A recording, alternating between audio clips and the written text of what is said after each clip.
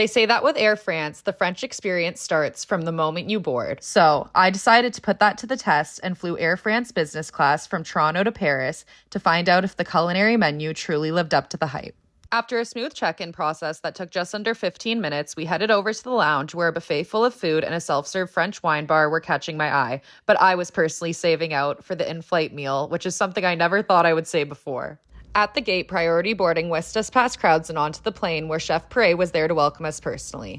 I was honestly in shock when I stepped onto the plane and saw for my eyes how spacious these cabins truly are.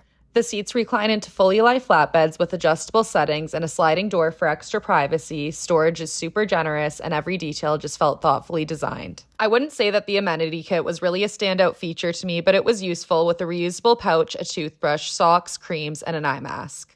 Just after sitting down, I was offered a glass of champagne or water, which is when an Air France flight attendant shared their famous philosophy with me that everyone deserves the right to champagne.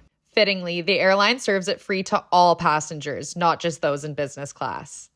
Prior to takeoff, I was handed a menu by the flight attendant where I had the option to choose between 4 dishes as my main course. And as soon as they started to bring out the food, it became very evident to me that this was not about to be my typical airline food experience. Dinner began with a roast duck and butternut squash starter, a trio of aged cheeses, an heirloom salad, and a caramel shortbread biscuit, refined and perfectly balanced. But the real star of the show was my main course, the beef cheek, which Chef later told me is his favorite on the menu.